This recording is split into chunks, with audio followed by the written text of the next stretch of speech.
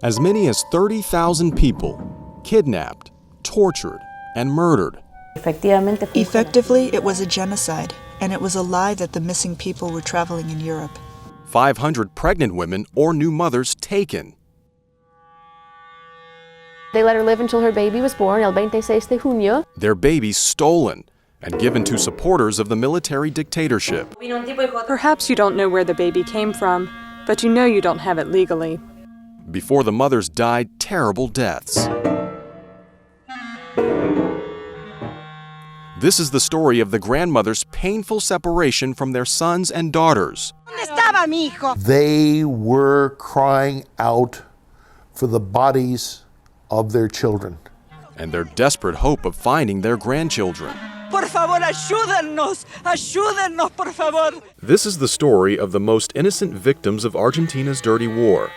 Their discovery of the truth about their past. 6 months before I was born, they had already selected me. The selection was based on my mother's features.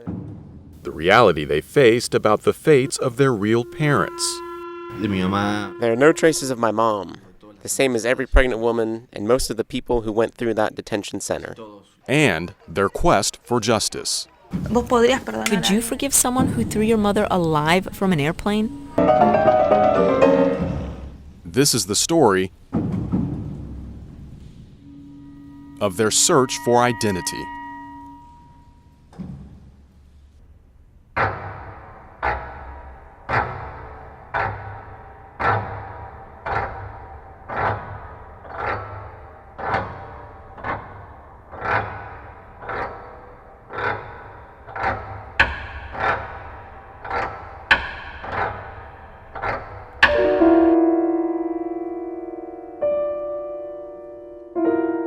In the mid-70s, Argentina was chaotic.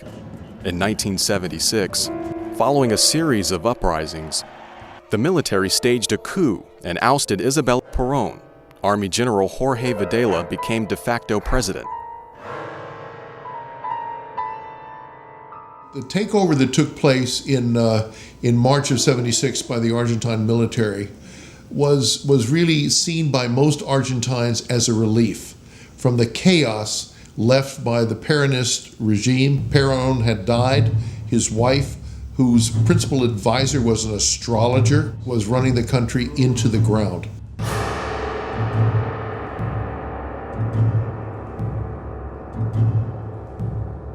The military came in, and to begin with, everybody thought that everything would be okay. The military would do what they'd done in the past, is sort of paint things nicely and get things running again and call elections, and then democracy would return. And hopefully it would be better this time. But of course, this time the military came in with an agenda, and the agenda really was to wipe out the left. What happened here was a consequence of the revolutionary process that was poured on Latin America and was directed by the government of Fidel Castro in Cuba. The role of the military in the 70s was to preserve the Constitution, to preserve the electoral majority decision, because it was the constitutional government that ordered the armed forces to suppress terrorism. No solamente en la Argentina, sino en toda Latinoamérica. Not only in Argentina, but in all Latin America, a guerrilla movement had begun, supported by countries like Russia, Cuba, and others. In 1970, the violence was so bad that in Congress, both representatives and senators asked that a problem they couldn't solve by themselves be taken care of. The Democratic government of the time granted the military forces the power to intervene and annihilate the guerrillas in all of the country. Delitos cometidos desde el Estado son delitos que no se pueden. Crimes committed by the state cannot be compared to any other actions or procedures. They are not comparable to the actions of the revolutionary organizations or guerrillas that operated during this historical period. The state that uses all its institutions to repress its citizens and commit crimes cannot be compared to any other proceedings. The problem in Argentina was that once you start the killing machine, the forces continue moving, and they just go after softer and softer targets. They saw themselves strategically involved in what they called World War III, which was a fight between global communism and Christian Western civilization.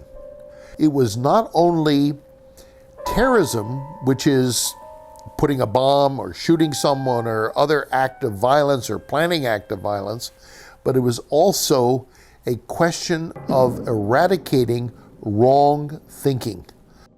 And one of the forms of destruction which they felt justified and which were tolerated for a while was essentially the mass arrest and disappearing of people who, in the instance of most of them, were simply, unfortunately, Jews or unfortunately dissident voices, unfortunately almost anything except the hard left killer types. It's just that they couldn't stop. It was like the tapeworm. It started eating, and the next thing you knew, they were devouring everything that seemed to be even loosely subversive. And incidentally, subversive is their word. Of the estimated 30,000 people kidnapped, tortured, and murdered, some 500 were new mothers or women who gave birth in the detention centers. Las Abuelas de Plaza de Mayo, or the grandmothers of May Plaza, have been looking for those lost grandchildren ever since. Las Abuelas de Plaza de Mayo son el resultado. The Abuelas de Plaza de Mayo are the result and the answer to one of the most sinister methodologies implemented by the military dictatorship in Argentina, which was the kidnapping of babies. Besides the forced disappearance of people, that is the massive kidnapping of demonstrators. They would take possession of their children, in some cases of babies that had already been born, and in other cases of mothers who were pregnant, who had their babies in captivity. And these babies remained in the hands of military personnel or with families linked to the military forces.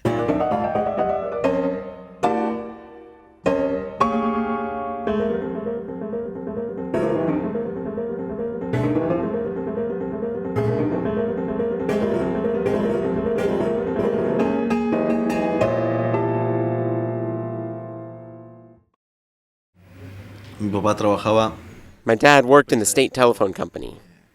The military went directly to where he worked, and they captured him when he went out. After that, they went to the house in which he lived with my mom, and they captured her too. When I was born, I stayed with my mom for only 20 days. Then I was given to another family. There are no traces of my mom, the same as every pregnant woman and most of the people who went through that detention center. She's disappeared, the same as my dad. They would wait there for them to have their babies. In this case, they waited for my mom to have me, so we could be given to military families who would steal our identities from us and who tried to delete any traces so our biological families couldn't find us. I was raised with a family involved with state terrorism, a family where the man who said he was my father, my fake father, was a member of the intelligence service of the federal police. During those 26 years in which I lived with a false identity, I had many uncertainties, emotional instabilities, and at some point, I started to try and figure out why I was so anguished, so depressed, so emotionally unstable. So then I started to ask myself if I was or wasn't a child of these people. Plus, I knew this man's involvement in state terrorism, and during my youth, I began to have access to books and knowledge about how the state terrorism had worked during those years. Then I started to think that I might be the child of one of the disappeared. I had to take a DNA analysis. I got the test, and after 6 months of comparing my genetic results with those of people who were looking for family, grandparents who were looking for their grandchildren, in March 2004, I had proof that I wasn't part of this family, that I was the son of 2 disappeared people, and that my family was looking for me, that my grandparents were looking for me. The right to identity is a right everybody has. We all have the need to know who our parents are, what our name is, and to be raised and developed with our parents. Therefore, to know our identity is a step toward truth and accomplishing those rights. Ultimately, if I hadn't found the truth, I would still be in a sea of doubt, of uncertainty. So it was an extra happy moment to know my origins, the triumph of truth, and to meet my family.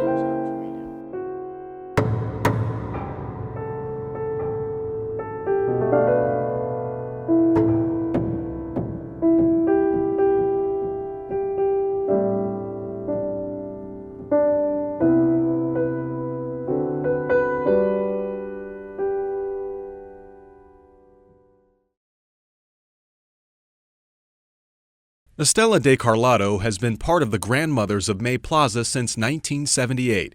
She believes her daughter, Laura, died in a prison camp the previous year. De Carlotto immediately began searching for the son Laura had in captivity. Las abuelas. The grandmothers adopted the form of a very quiet, very respectful search because we were looking for little ones, children. Then we didn't know where they were. The task was a detective's task, a search for facts to see where they were. They weren't anything else but housewives, accustomed to working at home and taking care of their families. They had to convert into promoters of peace, promoters of democracy. Families sympathetic to the military took their grandchildren and changed everything about their identities. El robo de bebés. Un delito grave. Stealing babies is a crime, a grave crime of humanity. Time doesn't solve it. It affects not only that person, but their biological parents and society. Every time a grandchild is found, it reinvigorates all the grandmothers of the Plaza de Mayo. Para la abuela es un momento de una emoción tremenda. For the grandma, it's a moment with tremendous excitement because she's found what she's been looking for so many years. And furthermore, they look like her son or daughter. The response of the child is of pain, shock, when they find out that their father and mother were not their real parents, that they had other parents, that they had another grandmother looking for them. There are some grandmas that are 90 years old. Some of us are younger. Some have died. Others are sick. The day there is not one single grandma, this institution will be in the hands of the grandchildren.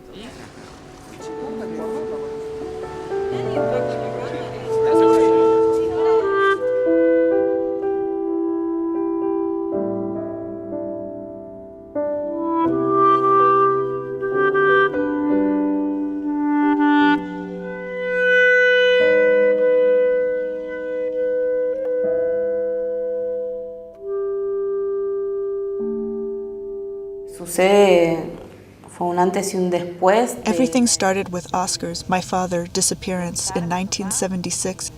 A few months later, my mother disappeared too. My sister and I witnessed her kidnapping in a park. Military men, dressed in green, came toward us while my mother hugged us, like she was saying goodbye. I didn't understand why. She tried to protect us by walking away from us while they chased her, so they wouldn't see us, because if not, we would all have been kidnapped. From there on, our lives changed. We were supposedly abandoned in the streets. That's why the court intervened and sent us to an orphanage, because we didn't have a family. I say this ironically because we did have a family, but they were kidnapped.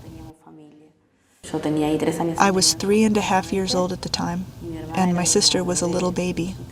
Charles and Agnes Sefiligoy arranged to adopt Tatiana's sister. My mother asked who I was, and an employee told her, "Don't say anything, but that's your baby's sister." My mom stared at her and said, "What? She has a sister?" It was a strange situation. Well, she said, "Both girls are coming home. They're sisters." Eventually, the story of us being found in a park did not convince my mother. She thought it was strange. She asked the judge 3 times if we didn't have a family, what happened to our parents. 3 times the judge answered, "Ma'am, these girls do not have a family. Stop asking." So she took this and never asked again until the Abuelas appeared in 1980 claiming they were looking for me. So they went to court with a picture and proved that it was us. Not a long time had passed, so we looked the same. Both families got to know each other and realized that there was no intention of hiding my story or lying to me. We weren't some war prize. We weren't being disputed, someone to be fought for. Because of what she experienced, Tatiana decided to study psychology. That is when they called me and said, "Well, Tati, let's see if you can give us a hand, because you have to know how to deal with kids who aren't kids anymore. They are teenagers, they are young men who have doubts, and we don't know how to help them psychologically." The son of Abel Madariaga, grandchild 101, said, "It took me 10 years to go to Abuelas." With that, he was preparing for that moment.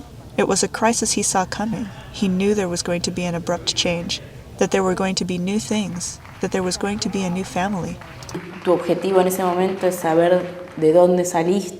They find out as grown-ups that they're not children from the people who raised them, who told them they were their parents. And right there, the trust you had for years in these people is broken. They were lied to. They were told they were their parents. Afterward, for that person to trust somebody is so hard. Your goal is to try to understand where you come from, and there are people who don't get this. They say, "That's the past, you need to forget about it, you need a clean slate." There are people that still think that everyone should forget about it, but we can't forget about it because it's not resolved. Following a return to democracy and the healing only time can bring, much has changed for her and others affiliated with Las Abuelas. At the country's bicentennial celebration, a booth set up by the Abuelas attracted thousands of visitors, openly interested in the group's work. If we go back to the beginning of our fight, nobody knew us and they rejected us. They didn't comprehend. They didn't understand and they were afraid. Today, there is no fear. 15 years ago, to say you were from Abuelas or Madres was socially like, "Oh no, it's better if you don't say that, just in case." Nowadays, you can say you were from that institution and nothing on the contrary. Sometimes they say, "That's good, and what can I do to help them?"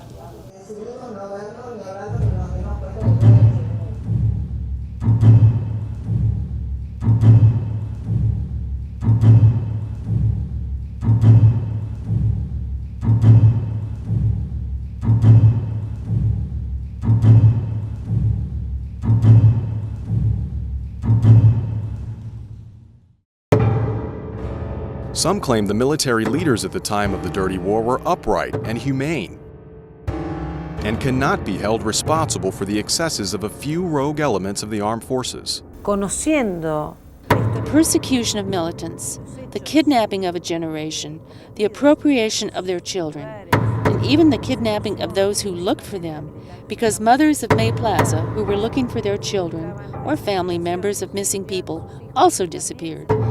Having all this in mind, one realizes it wasn't about sporadic excesses, but rather that it was all part of a systematic plan.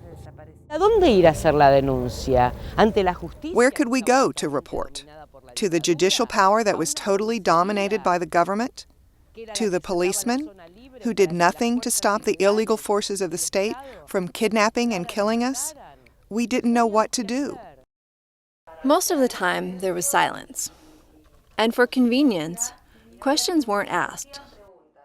Everyone knew someone who had been abducted, either in the neighborhood or a friend of a friend or a friend's relative, but you wouldn't talk about it. The father would always be concerned about, look, you're making a lot of a fuss, maybe he'll come back, maybe they'll let him go. I have to keep my job. We have other children. If we make a lot of noise about this child that's been taken away from us, maybe they'll come and take our other children as well.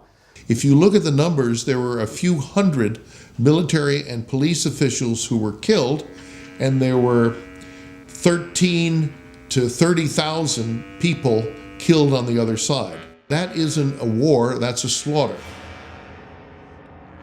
There were war crimes committed by both sides.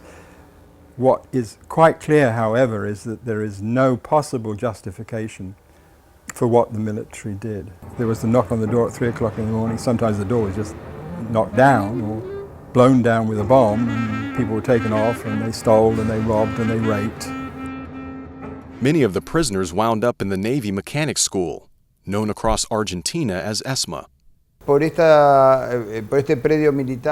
this military period, 5,000 young people were here. Their average age was less than 25 years old. Fewer than 200 survived the torture and assassinations committed here. To do that terrible things to other human beings is necessary to deprive them of their human condition. They treated their prisoners as subhumans, not even as animals, because they were more compassive with animals than they were with their prisoners. And worst of all, according to those involved in the human rights community, members of the military stole the babies of their enemies. Dad and mommy were tortured and killed, and the baby was given in a fake adoption to a colonel of the army. Even with an external enemy, if you read the Geneva Conventions or the International Humanitarian Law from the Red Cross, nothing authorizes someone to steal children away. There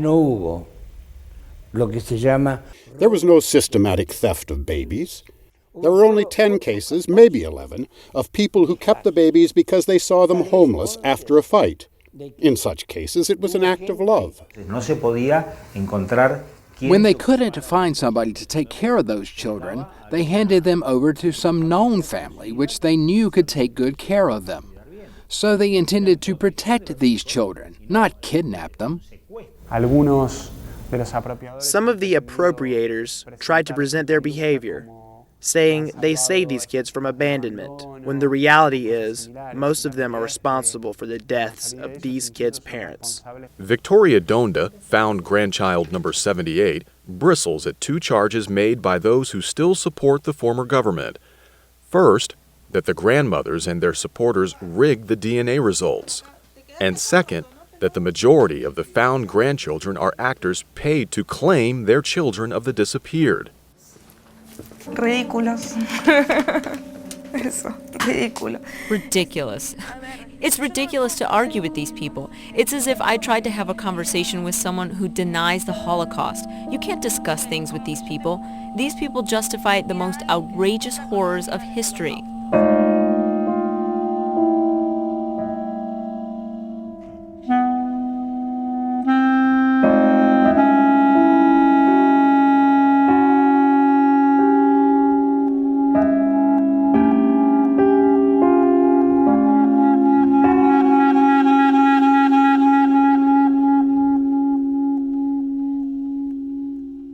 As international media outlets began to pick up the story of the mothers and the grandmothers, three people not native to the country emerged as critical players in the struggle. Buenos Aires Herald editor Bob Cox, U.S. Embassy officer Tex Harris, and Assistant Human Rights Secretary for the Carter administration Pat Darien. Cox and his family eventually had to flee the country when continued threats convinced him of the military's plans for Argentina.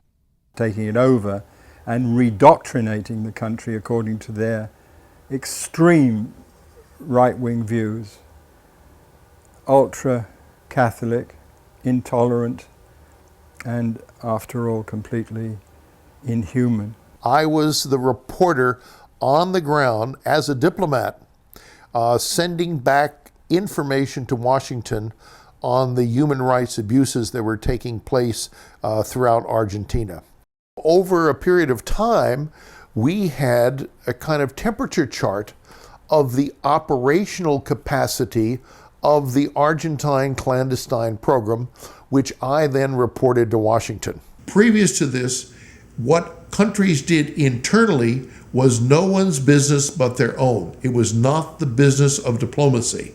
So the efforts that were begun during the Carter administration, spearheaded by Pat Darien, really changed the fabric and the texture of the practice of diplomacy as we know it today. She was the first person from the outside world of the United States who came in and said to government and to everybody else that what was going on in the dirty war was unacceptable, that it violated national and international norms, and that the United States no longer felt that to be a tolerable exercise of power by the junta. That message was decidedly different from the approach of the previous Secretary of State, Henry Kissinger, who watched the 1978 World Cup in Buenos Aires with junta leader Jorge Videla.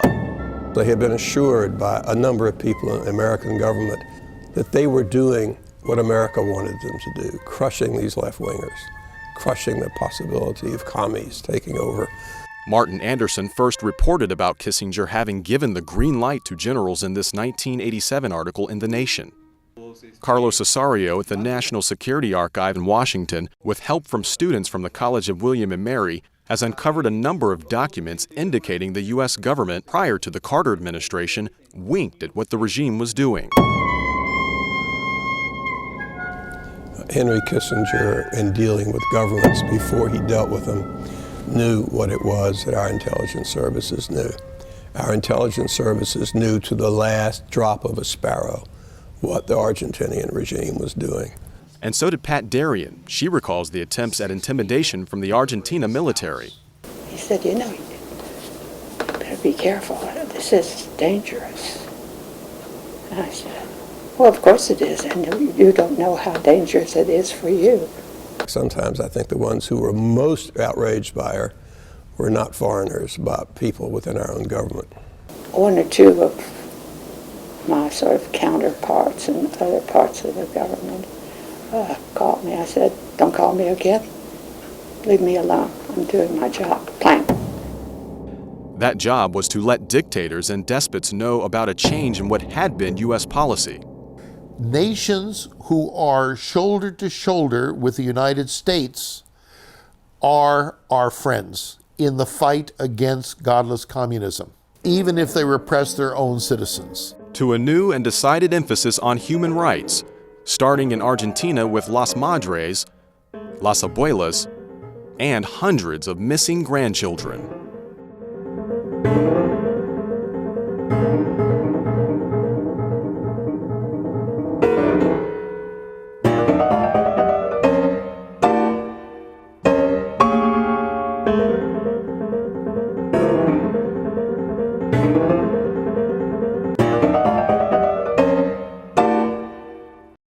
A los 29 años. Imagine meeting with your biological father and brother when you're 29. In my case, I lived all my life as an only child, all that time, those 29 years as an only child. Si te van a decir la verdad. If the truth means that you're going to be poorer than before, or you have to resign some things, maybe it hurts, or that something happens to your child or someone you love, there are some realities that do hurt. But I think that it's in this context I prefer the truth rather than not having it. And although it's something that generates sadness, anger, and different feelings, I prefer this reality to the one they made me believe. His mother Hilda gave birth to Pedro in a detention center. Pedro's biological father, Jorge Nadal, spent 5 years in jail, 4 more in exile, and 30 years looking for Pedro. I dedicated time every day to him, thinking about him and looking for him as if he were alive until the day we found him. It was magnificent. The place where we had our first contact was at his workplace. I pretended to be a mailman. I saw him and said, "Hello, I have this letter, and the company told me to give it to you by hand." He was a little surprised by this because it's not normal, but it gave me a moment to see him face to face. It allowed me to see that it was him. He looked similar to his brother and anthropologically had very similar features. I was sure it was him. I said, "Thank you very much," and left. Pedro was 29 at the time. The DNA tests confirm he is the son of Jorge and Hilda. I met with my biological family, and at that time I learned about my disappeared mother. I didn't realize until that moment that I could never meet her or have her with me, and never see the grandparents who had died. Sadly, in this case, in my case, my maternal grandmother died a few days, 15 or 20 days, before the DNA came back positive. Pedro had to deal with that sadness and a range of reactions from 2 groups of people. Dentro del grupo social inmediato. Within the immediate social group, friends, family, and others, there is a division. There are those who say, I see what you have been through, and I accompany you. I don't know if they understand you, but at least they accompany you. And there are many others that think you have to be grateful because your appropriators rescued you, or they really did you a favor. Pedro and his dad just want to make up for all of the years apart. To recover the time lost, well, I don't think it's possible to recover it, so I propose that I should live many, many more years.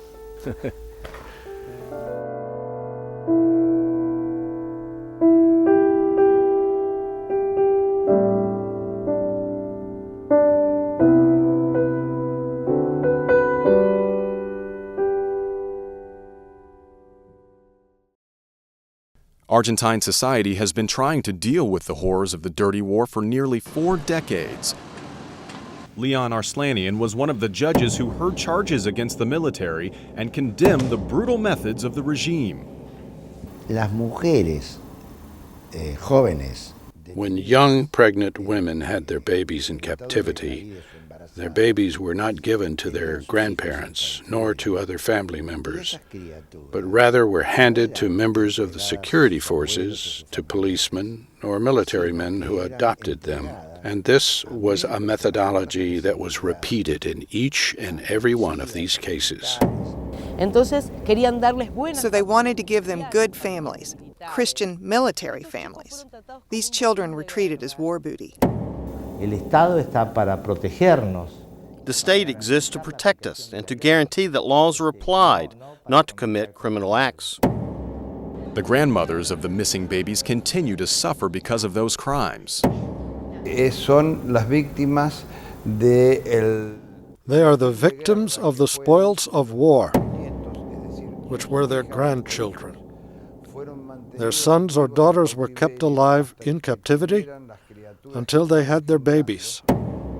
And then the babies were taken and their mothers were assassinated, along with their fathers. Some accuse the Abuelas and others of selective memory. Esconden la condición de guerrillero de sus hijos. They hide the fact that their sons and daughters were guerrilla members who attacked the government trying to take it over, to take the government and rule it with a Marxist system, as in Cuba and Russia of that time. You could somehow argue, and lots of people did, that their children were terrorists, their children were guerrilla fighters. They had in turn, put bombs, in military headquarters or killed lots of people. In the case of the babies, there is no way you could say that they were guilty of absolutely anything. While at the BA Herald, Goni researched the Nazi influence on the dictatorship and says the military had a clear goal in mind when it came to the appropriated children. The most sublime victory for them would be to turn over to their kind of thinking the children, the captured children of the godless terrorists whom they were fighting against. Un bebé no es enemigo, es un bebé. A baby isn't an enemy, it's a baby. But they stole them. It was done to instill fear for many generations and to demonstrate the power they had over the life of their victim. They tortured, raped, they stole their rights, and they robbed even to taking their kids. The mothers and fathers and brothers and sisters of people who were disappeared, they, after a time, after a decade, realize that their son or daughter is not coming back. But the grandmothers know that their grandchildren are alive. The grandmothers of May Plaza refuse to be victims, and human rights groups around the world join the fight. Principally because of the cultural cries from the mothers and the grandmothers who were missing their children and their grandchildren. And that was a cry that was heard and understood around the world.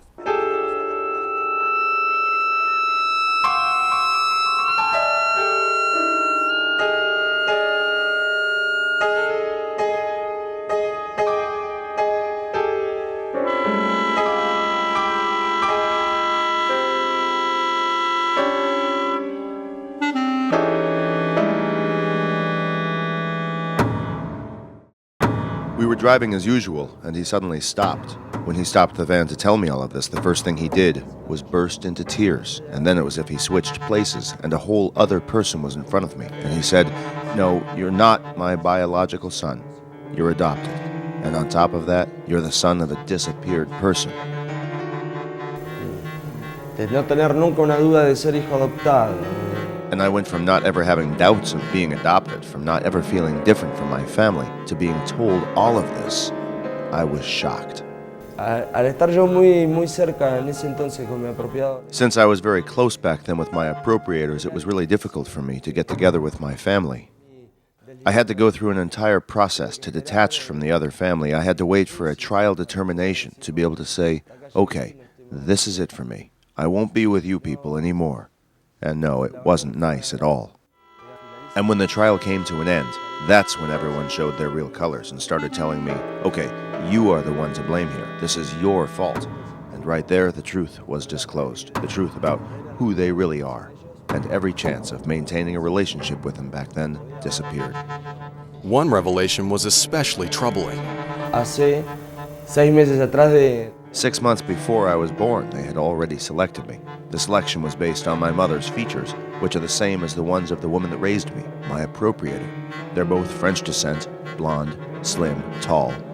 Matching the features, the selection was all en ray, and everything fitted together for me to be their son.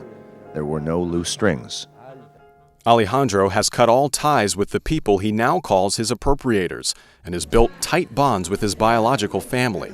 His uncle Edgardo first met Alejandro in 2006.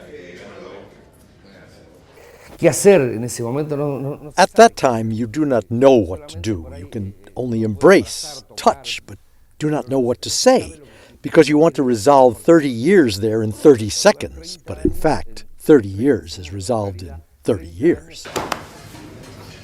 I always said to my children that you have like a brother, and one day I'm going to find him. You have to be fully confident that we will succeed. And we did. It cost a lot of time, a lot of pain, but he is here now and he is free. That's the most important thing, isn't it? But there was more. It was also about my sister, who had conquered death and defeated her torturers and rapists, the people who murdered her. And it was a moment of a lot of happiness, a lot of hope. Alejandro has also gotten to know his grandmother, Clelia Fontana, a member of Las Abuelas. He hecho muchas cosas para poder encontrarlo. I have done many things to try to find him. I have traveled to so many places to find news about his whereabouts. We knew that she had a child. When she was in the concentration camp, in the athletic camp, she continued her pregnancy, and she had a baby boy. And we always followed this information, searching for him. Then the judge called us to say that there was a boy, a man really, who was possibly our grandchild. We met each other at the court. It seemed like we were seeing his parents again. He was so similar to my son, to his uncle. It couldn't be denied. It was a very wonderful happiness.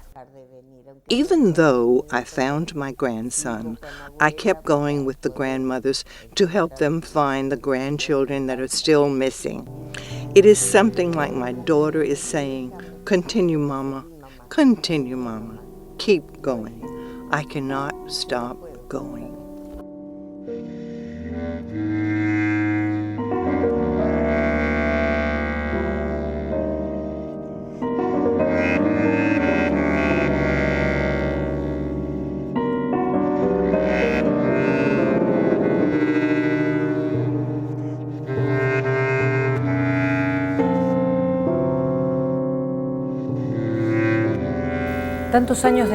After many years have gone by, one has had the chance to think about it a lot. And you wonder lots of times, why did I get out of there? It was because they needed to plant terror in the society somehow. So the one who was let out would tell an underground hidden story. Cariaga and her mother fled to Uruguay. Cariaga was pregnant with her daughter. Nosotros llegamos a un campamento de refugiados. We reached a refugees campsite and they allowed us to make 2 phone calls to Argentina. We used one to let people know we had gotten there safe and then saved the other call to deliver the good news that my daughter was being born. Before long, her mother, Esther, returned to Argentina. My mother was a conscious fighter her whole life. I don't think I would have been able to change her mind, although I would have liked to have her here. I don't think I could have changed her mind. Las madres y un grupo de familiares de desaparecidos. The mothers and a group of relatives of missing people and political activists were at the Santa Cruz Church. There are witnesses who saw them being taken, shoved into cars, and taken to the Navy Mechanics School. There they were tortured and subjected to subhuman living conditions and were later transferred. That's the word used by the military to refer to what actually were the death flights. They took a group of people, gave them shots, numbed them, put them under, took them in trucks to planes that flew over the Atlantic coast, and threw them into the ocean alive. Cuando recuperamos los restos y se los identificó, when we were given her remains and we identified them, an unclassified document of the U.S. let us know that a reliable military source said that the bodies, which appeared in late December 1977, might have belonged to the mothers of Plaza de Mayo and the French nuns who had been kidnapped a few days before. They are now buried in the Garden of Memory.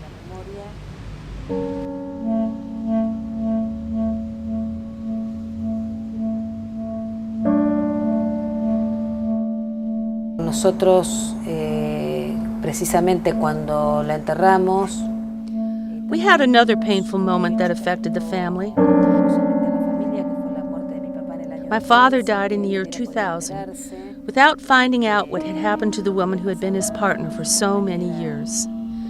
So we wrote a paragraph as an epitaph from a poem he had written about her that read, "In our marriage, it was I who had the honor of being her husband. In her generous heart, she never kept a secret from me. Where could so much tenderness come from? And what spring gushed so much beauty into her soul? We signed it your daughters, your grandchildren, and your great-grandson." Ana Fernandez never knew her grandmother, but counts herself fortunate to have grown up with her mother present. Your mother gave birth to you, so you have that special tie. But in this case, it was against all, and we overcame it. And for me, it's like a victory. And she works to make sure her son knows of the contributions of his grandmother, Ana Maria Carriaga, and his great-grandmother, Esther Balestrino. He knows the things that happened. He asks when he wants to know something more. A few years ago, he asked where his grandmother was, or where his uncle was, or why they killed the people who fight for a better world. Not all of Ramiro's heroes play soccer. It's for him. And the family is not as fortunate as her own. The Carriaga works alongside Las Abuelas.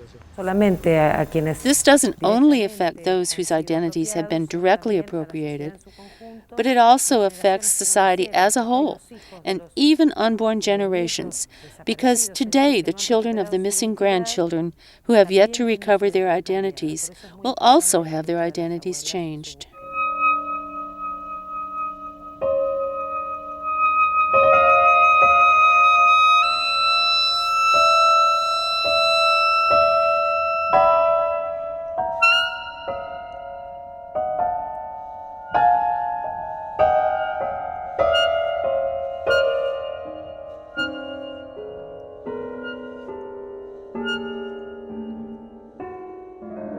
Even after the return of democracy, some in Argentina continued to deny that kidnappings, torture, murder, and stealing babies ever took place on a systematic basis. Then former Navy officer Adolfo Shilingo admitted that he took part in death flights.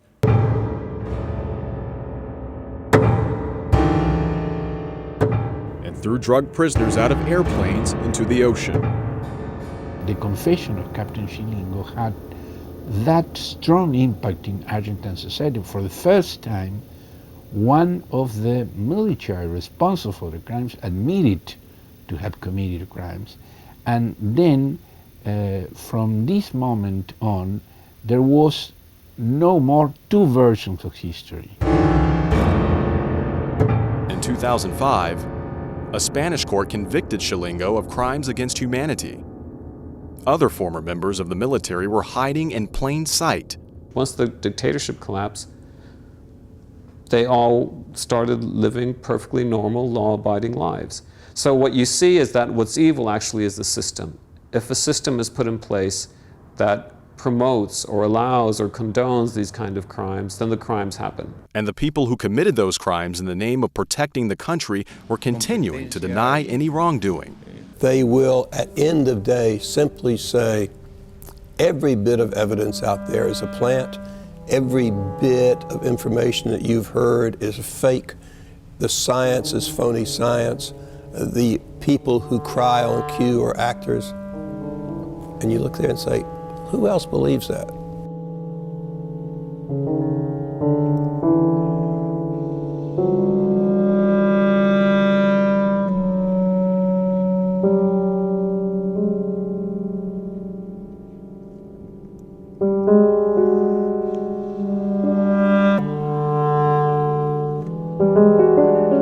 For years, many Argentines didn't know what or who to believe.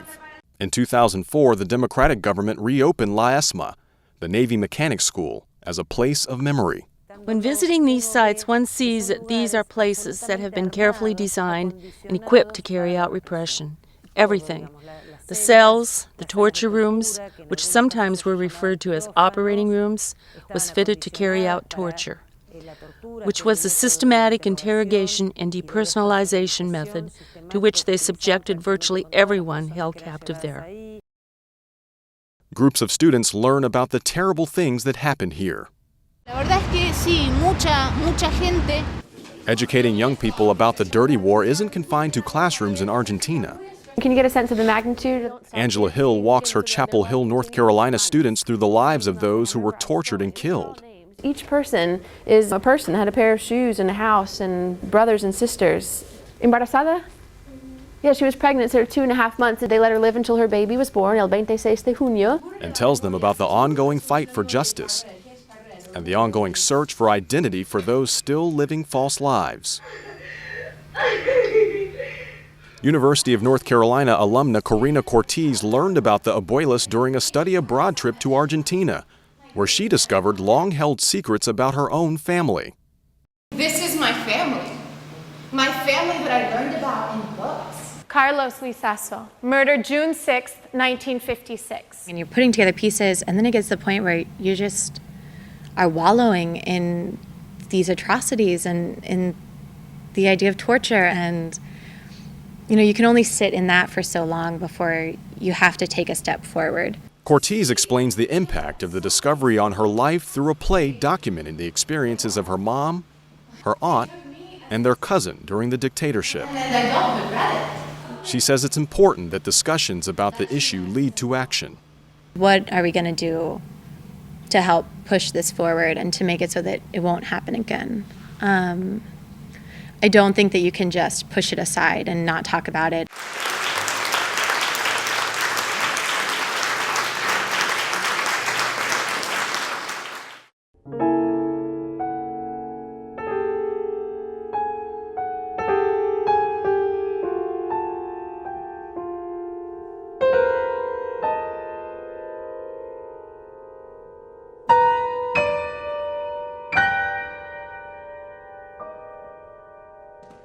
Nearly 4 decades after the fall of the military regime, Argentines continue to struggle with what happened and with the concept of reconciliation. Reconciliation is a religious concept. It's not a juridical concept. The perpetrator must be repentant for what he or she has done. Como uno puede sentir. How can someone forgive the other when there's still no justice that imparts some kind of penalty or punishment for what has been done? I could not forgive the person who threw my mother alive from an airplane. Could you forgive someone who threw your mother alive from an airplane? I don't know if it's something that can be forgiven. The only thing I'm interested in is that there is justice. If things aren't in their place, we cannot continue walking through the street, victims and victimizers, because they're not repentant. They have never demonstrated remorse or stated their regret for what happened. No demuestran ningún sentimiento. They don't demonstrate any feelings. They don't repent. They don't confess. And more, they are convinced that they have saved the country. A person who can torture, who can make another suffer and feel fine, is not a human being. What made the millions of collaborators of the Nazi regime put in practice a massacre of those dimensions? How can an apparently normal person with a family who lives like a normal citizen somehow be a merciless torturer too? Because there are no definitive answers to those questions, groups such as Amnesty International must continue to fight. I would love to have to close the door, to say this world doesn't need Amnesty International anymore. Sadly, I think we're very far from that. It's a very long road and there's still lots to do. But I dream of the day it comes true. Until it does, they will all work to preserve one of the most basic human rights. After the right to life, which is the principal human right, the right to identity is the next one. Because if people don't know who they are, they can't develop their lives fully. I believe the right to identity is essential to being human. And it's the single-mindedness of their dedication to that right that earned the Abuelas UNESCO's 2011 Félix Boigny Peace Prize. In terms of what they've done against enormous difficulties and odds, and what they've created, I mean, is just remarkable. They're a monument to what you think of as the possibilities and the responsibilities and the rights of free people. To petition for the redress of grievance over and over and over again. Some say if there is no justice, there can be no peace. But to know justice is to know peace. The fight isn't over, but a former Argentine military officer says if you win the minds of the people, you've won the war. He concedes that the Abuelas have won the minds of the people.